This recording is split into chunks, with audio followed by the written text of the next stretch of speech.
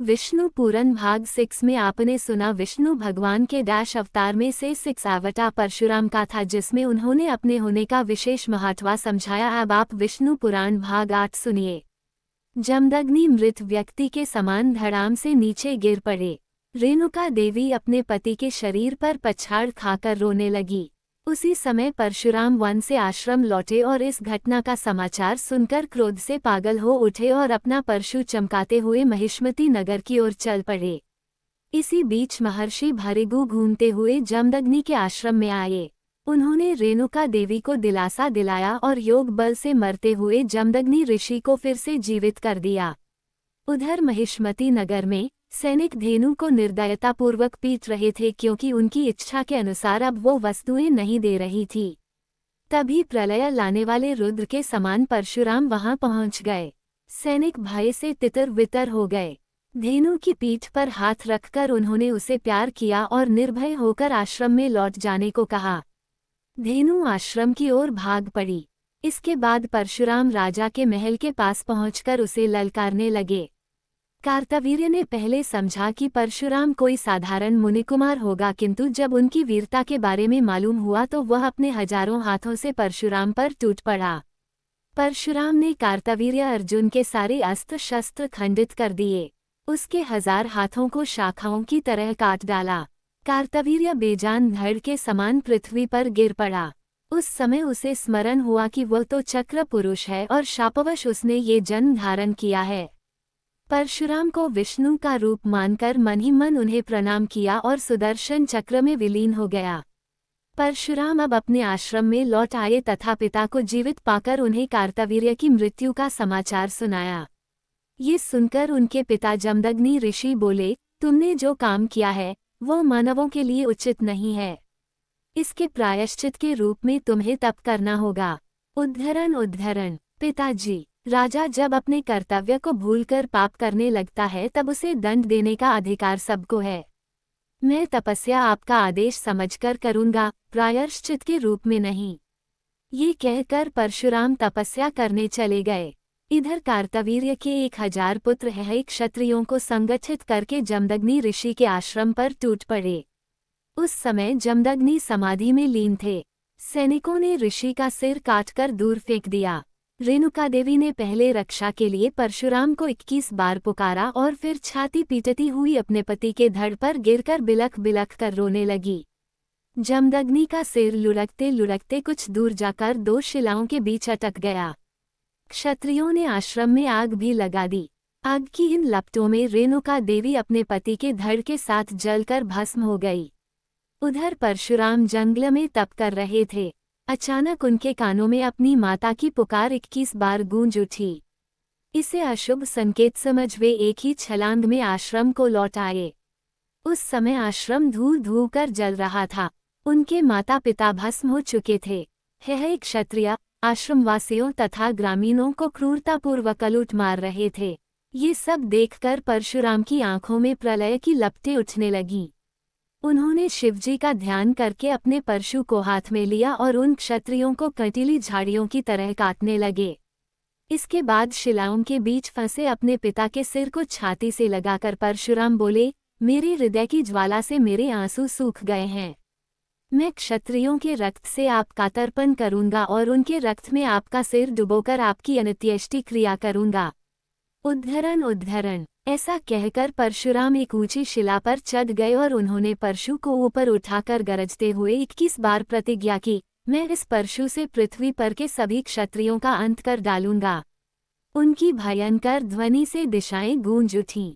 उनकी इस भीषण प्रतिज्ञा को सुनकर ब्रह्मा तथा सभी ऋषि महर्षि वहां पर आ गए और परशुराम को शांत हो जाने का उपदेश दिया। महर्षि भृगु ने कहा, बेटा, भगवान स्वयं दुष्टों को दंड देंगे और साधु संतों की रक्षा करेंगे। हम ऋषि मुनियों को ये शोभा नहीं देता। इस पर परशुराम बोले, जब मनुष्य अपना कर्तव्य भूलकर दूसरों पर अत्याचार करने लगता है और जब उसका दुराचार अंतिम सीमा पर पहुंच जाता है, तब हम लोगों में से ही किसी में भगवान प्रकट होते हैं और पापियों को सजा देते हैं। आप मेरे पितामह हैं, समझ लीजिए कि मैं भी एक ऐसा ही व्यक्ति हूँ। यूं कहकर परशुराम हिमालय की कैलाश चोटी पर तपस्या करने चले गए। शिवजी तपस्या से प्रसन्न हो प्रकट हुए। इस पर परशुराम बोले, शिवजी की आज्ञा के बिना चींटी तक नहीं काटती। आप तो लय पुरुष हैं, सब कुछ जानते हैं, इसलिए आपको कुछ कहने की आवश्यकता नहीं है। आप मेरी प्रतिज्ञा जानते हैं, कृपया उसे पूर्ण करने के लिए आवश्यक बल प्रदान कीजिए। शिवजी परशुराम को अनेक अस्त्र शस्त्र के साथ एक दिव्यास्त्र देते हुए बोले, ये तुम्हारे नाम पर संसार में भार्गवास्त्र के नाम से प्रसिद्ध होगा। तुम विशेष कारण से मानव देह में जन्म लेने वाले अवतार पुरुष हो। जाओ, तुम्हारे कार्य में कोई बाधा नहीं आएगी। इसके बाद परशुराम गोलोक में कृष्ण के रूप में रहने वाले विष्णु के पास गए। कृष्ण ने उन्हें कृष्ण कवच के साथ अपनी शक्ति भरकर एक दिव्य धनुष भी दिया और कहा कि रामावतार में ये धनुष तुमसे वापस ले लूंगा। इस प्रकार देवताओं से दिव्यास्त्र लेकर परशुराम ने क्षत्रियों का संहार करना शुरू कर दिया। राजाओं के दुशासन और अत्याचार से पीड़ित प्रजा ने परशुराम का साथ दिया। कार्तवीर्य के पुत्र तथा सभी हेहय वंश के क्षत्रिय नगर छोड़कर भाग गए। परशुराम ने आग्नेयास्त्र से महिष्मती नगर को जला दिया। 21 दिनों तक वहां से आग की लपटें उठती रहीं। हेहय राजाओं की राजधानी जलकर राख हो गई। कार्तवीर्य के 1000 बेटों ने तथा अन्य हेहय क्षत्रियों ने देश के सभी राजाओं का संगठन कर परशुराम का सामना किया, किंतु परशुराम ने बलि के पशुओं के समान सबके सिर उड़ा दिए। फिर उनके रक्त से 5 कुंडों को भर कर उनमें अपने पिता जमदग्नि के सिर को नहलाया। इस प्रकार परशुराम ने पिता का तर्पण कर उनका अग्नि संस्कार पूरा किया। जहाँ परशुराम ने रक्त के 5 कुंड बनाए थे, उस स्थान का नाम शमंत पंचक था। बाद में वही स्थान कुरुक्षेत्र के रूप में प्रसिद्ध हुआ। पिता का श्राद्ध करने के बाद परशुराम पुनः क्षत्रियों का संहार करने निकल पड़े। ढूंढ ढूंढ कर जहाँ भी वे मिले, सबको मार डाला। क्षत्रिय माताओं ने अपने शिशुओं को ब्राह्मणों के घरों में छिपा दिया और आत्मरक्षा के लिए स्वयं भी ब्राह्मणियों का वेश धारण कर लिया। ब्राह्मण परिवारों की शरण में रखे गए क्षत्रियों ने बड़े होकर फिर से अपने राज्यों का विस्तार किया, किंतु परशुराम ने फिर सारे देश में ढूंढ ढूंढ कर उन्हें मार डाला।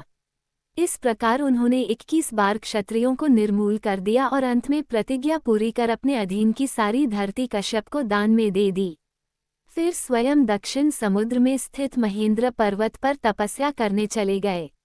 जिन क्षत्रिय बालकों को ब्राह्मण परिवारों तथा आश्रमों में छिपा दिया गया था, कश्यप ने परशुराम से प्राप्त भूमि उनमें फिर से बांट दी।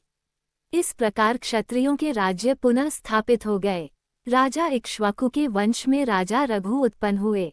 राजा रघु इतने प्रतापी और यशस्वी हुए कि इनके नाम पर ही इनका वंश विख्यात हो गया।